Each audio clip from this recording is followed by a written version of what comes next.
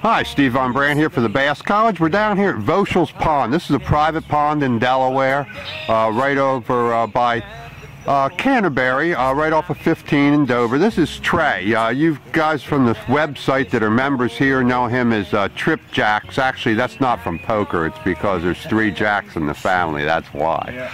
But this is his real name's Trey, and we're getting ready to go out. This is like a little secluded spot. You can see how heavy the pads are in the back here. We'll do some more filming here in a minute when it gets a little bit lighter, but we're going to get right out here through this little opening in the back of Voshells, and we'll see you guys in a minute.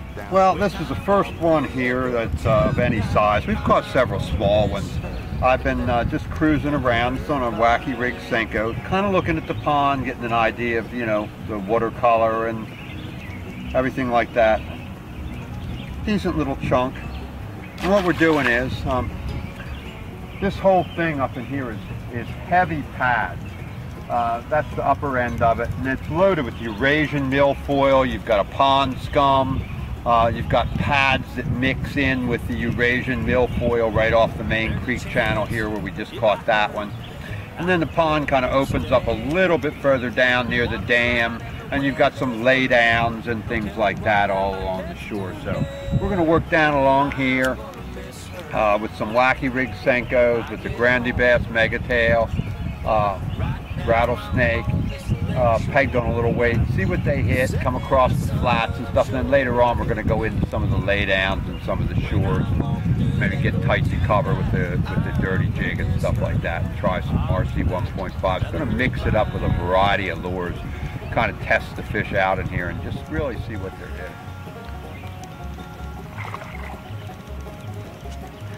We are on a Grande Bass Megatail rattlesnake down here at Voshells. There we go. A little pegged on a little 1/8 ounce weight. Similar to like the one you just caught. Down here with Trey, down here at Voshells in Dover, Delaware. Yep. Working plastics. We tried the buzz baits and chatter baits for the first hour in the morning, and they just didn't want to have anything to do with it. You know, you come to a lake and sometimes you can just tell it's a plastics lake. And I said to Trey, I said, you know, this is a plastics lake. This is just like Wagaman's or, you know, a lot of those places where they just hit those soft plastic baits. But that's not bad. Chunky little fish. He's healthy. They got good color. They look good. Nice bass. Yep. He's about similar to like the one you had. Yeah. There he goes. Still catching these fish out in the grass here. We're right off the main channel in the lake. There's some pads here on the right. This is loaded with milfoil. Typical of a lot of your Delaware ponds like Cubbage, Clendaniels, all those types of ponds. Very typical of that. It's in the same area. Nice healthy looking fish though. They've got those dark black colors to them down. A little about that, Trey, what just happened and how that worked. Tied on this fluke and threw it in, and as soon as he threw it in, I mean, it started sinking for half a second, and this fish just exploded on it, and that's it. I mean. And now, how did it happen that we're using that now all of a sudden when we weren't? It's been a slow day, so you know, nothing was really working. The worm, the jigs, you know, chatterbait earlier didn't work, buzzbait didn't really work. So you know, real electric button and Steve's talking about throwing a fluke, that'll work out a lot of times. Very first cast, throwing it out, just exploded on it within half a second. Now that's a young Houdini Shad. Yep. That's a pretty hot bait. Yeah, it's a fluke though. It's an imitation. I mean, any fluke would have probably worked, but I like that young Houdini Shad. That's a pretty hot bait. And I've sent those young Houdini Shads out with all the free bait orders that we have recently. So, nice fish. I said, let's get up into the shallows. I said, we'll throw some flukes. He says, well, how do you really work that? Like a worm? I said, no, what you want to do is, let's pretend the bass is chasing it. And you make that act just like a whoops, I've got one.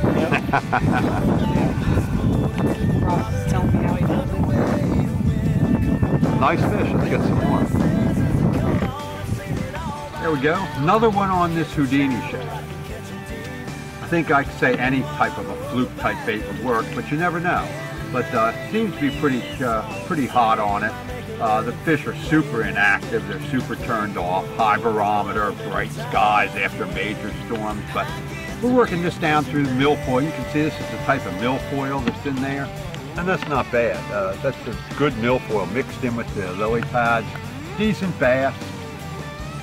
2 pounds.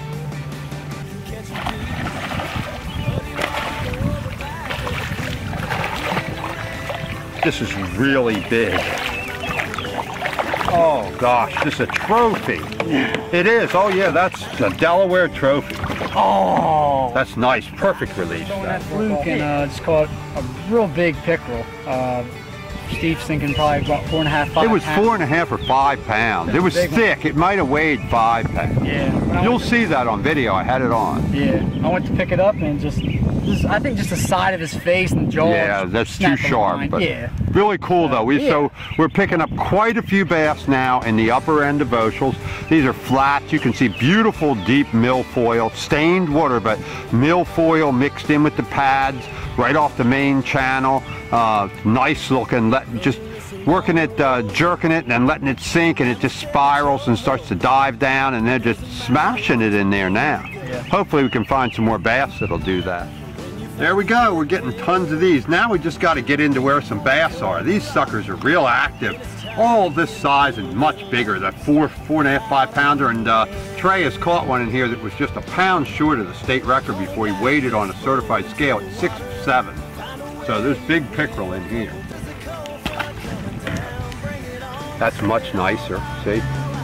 I told Trey, I said, those bass are in there with the pickerel.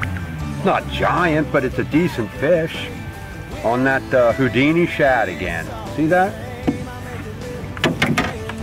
I just couldn't believe I was telling Steve, you know, we were throwing the Sinkos and the jigs and the chatterbaits and all that wasn't working. And I was like, normally I would be like, all right, well, I'm ready to go home and be a little disappointed. And I would have never thought to throw on a fluke. We talked about the fluke, and we've caught way more fish on the fluke and stuff than we ever did on any of the other baits. And it's not like we weren't catching any on the other baits, but just the fish that we're catching on the flukes are better and even better quality. Wouldn't you say, Steve? Oh yeah, they're better quality fish. And one of these times you'll get into some of the better ones, and these fish are turned off. This is a slow day. Yeah. And you know, when you get into some hot fish, you'll weed through those on a better day, and you'll be catching some 3s and 4s mixed in with them, you know. But that's a little average size or better for most of the Delaware ponds. Right. And on a day that's turned off like it is now, after the storms and all, that's pretty good for what we've done so far. We've only been here a few hours. There we go. Another one on the fluke. We're hitting them pretty good. They're not giant fish, but these are all decent fish. 1.25 pounds, 1.5 pounds, 2. We caught ones like 2.5, something like that. And that's a giant pickerel. So we got a lot of cloud cover coming in now too. I don't know if that's really helping the bite, or you know, whether it's a combination of the fluke and the cloud cover, but it looks like it's going to rain any minute. Hopefully we're not going to get soaking wet. We'll see you guys in a minute. All right.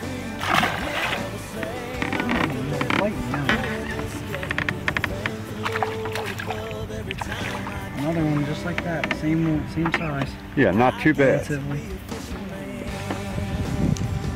Not bad at all. I mean, it's been, what's it been, like 2 minutes? 2 minutes. Max, yeah. Since you just caught yours. And yeah, see now we're all into the bass, and I knew the bass would hit the fluke. They're just in, you got to get into the right area and then just give it the right look that they like. And yeah, that's a decent fish. Not giant, but they're all good quality fish. And there we go, another one for Trey on the fluke. And it wasn't a fluke. Yeah. He actually knew what he was doing. I showed him how to use this thing. He goes, how do you use this? What is it, like a worm? I said, no, man. And I showed him. I'm telling you, that's when you know you're up against a guy that you better look out. Because when you can show a guy how to use a bait that he's never used before, and then he says, all right, I get this, and he rigs it the right way, throws it out, works it the right way, and then catches all the fish, you better look out, because you start going to these Delaware ponds with somebody that can do that after only fishing for bass for a year, and you've been fishing half your life. you're going to be in some serious trouble when he starts getting a lot of experience under his belt. Learn from Steve. You guys at the Dover Bass Club, there you go. You're in serious deep stuff right now, huh? Yeah. I gotta get past my dad first. I think you can see what that is. I said, let's go, we got to get out of here. I said, but on the way up, I want you to throw rattle traps, a cotton cordell super spot and a red-eye shad. I said, out here to the middle. I'm going to keep you right on the channel edge. I said, we'll go up, throw them out in the middle. He threw it out first cast, he caught one. I just jigged this up and down beside the boat on the way in. This nice crappie came up and hit it. He said he's caught him in here. We packed up all our stuff, and we figured on the way back we might as well throw a crankbait and some rattle traps. And Steve is on a little tear. He's like the third one and a giant crappie, a couple pickerel you didn't see film. Yeah. But I've located bass out here on the creek channel edge on these rattle traps. Now I just have to find bigger ones, but I've caught a couple right away. You can tell you can start really banging them up. All in this cotton cordell super spot. Yep. Here, tell him that how you did that. There's his first rattle trap fish. That's a red-eye shad, KVD red-eye shad. He's hooked in all kinds of ways. Yeah. It's just we're throwing him right out on the side of one of the the channel on one side of it, and we're just letting it drop down, and we're just picking the rod tip head straight up, and then reeling up the slack, and then kind of turning our body and leaning the rod to the side, and allowing it to drag, and then reeling up the slack, and then doing it over and over, and varying your method of retrieve. And as soon as I saw Steve do it, I started doing it, and on the very first time doing it, I got a bass. Different than me and him down here. Last time we were out here today, if we were struggling. Because, in the beginning, we were doing all the top. But then, you turn it on to the fluke and it was over after that. See, we didn't even fish all in here. You know it? No. We'll be able to fish this next time, and we'll fish some swim baits and things like that. Well, we're paddling back in. This is Trey up in the front. Next time you'll see him down at Red Mill, and wherever else him and his dad go, you'll see them on the site. Next time we'll be catching some big ones at Red Mill. We got some rain coming in now. You can feel the temperature dropping, the wind's coming up. You paddle in when you get back here. This is his house up here around the corner on the right, behind these trees, and it gets to be just like 8 inches deep. So you just paddle in, stick pads, and then you just get right out there on the shore. So this is Steve Von Brandt for the Bass College up here in Dover at Voshells with Trey, and we'll see you next time down on the water.